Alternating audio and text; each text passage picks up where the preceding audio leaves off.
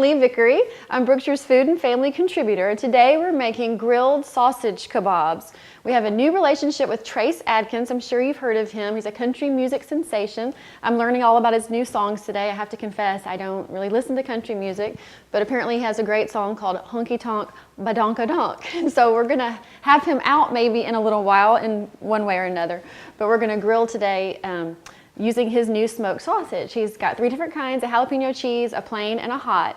Today I'm using the jalapeno cheese. We're gonna make a great mustard beer based, some vegetables, and go outside on the grill. So come on back in just a few minutes to make our grilled sausage kebabs.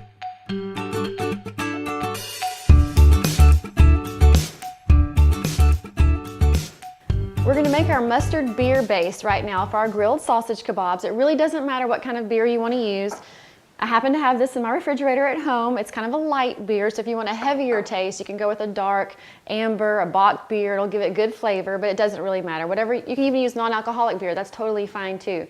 And if you don't like beer flavor, a lot of people will substitute apple juice for that, and that'll work just fine.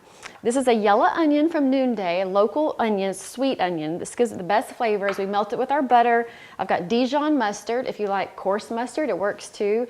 If you like honey mustard, even for a little sweeter flavor would be fine. A little bit of brown sugar, our beer. I'll go over to the stove, reduce this down, make our base, and we'll go outside and grill our sausage kebabs.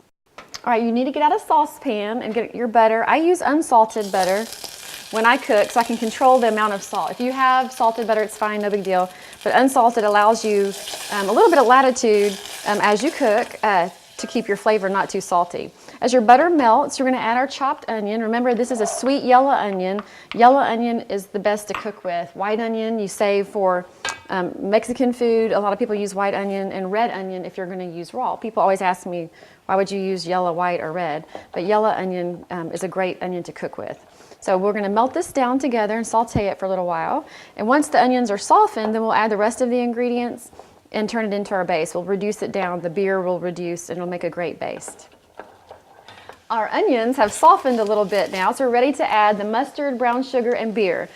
If you don't have brown sugar at home, it's no big deal. You can use honey, you could even use white sugar. It's just a little bit of a sweetening element to kind of caramelize the sausage when we glaze with it. But whatever you have really is on hand. I'm all about making recipes your own. Like I said, use a yellow mustard. Don't go to the store just to buy Dijon. Just use what you have and it'll taste good. So all we do now is add the mustard, and then we add our brown sugar and our beer. This is just about a tablespoon of brown sugar and 2 tablespoons of mustard, 1 cup of beer. It's gonna make a loud noise. It's gonna sizzle when I put this in because it's hot over here. But okay, not too much of a sizzle. All right, we're gonna bring it to a boil now. And once it comes to a boil, here we go. Once your base comes to a boil, then reduce the heat and let it simmer for 10 minutes. We're just thickening it, and the sugar in there will kind of give it a caramelized feel to it, so it'll glaze really well when we go out on the grill. Our mustard beer base is ready. It smells really good in here. The butter gives it a nice flavor, the beer, the onion, the brown sugar. We're gonna put that aside, let it cool a little bit before we take it outside on the grill. And now we're just gonna work on our skewers. I've already quartered some red onion, and you can just put like 2 or 3 pieces per skewer. I've got our jalapeno sausage from Trace Adkins. You can also do regular, whatever you like. And then I did zucchini, yellow squash, new potatoes, and some red and orange bell pepper.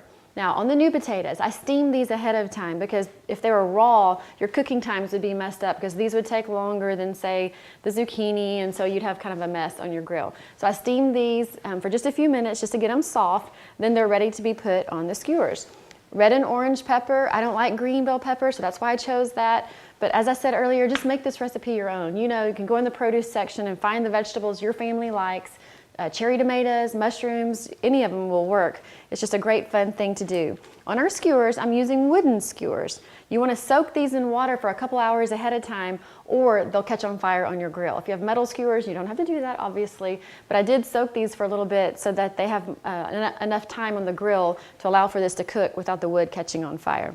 And this is a great thing to get your kids involved with. If they want to be in the kitchen helping you, just get a little assembly line going. You can't mess it up. And let them play together. The zucchini, squash, you just go down the line, making these however you want.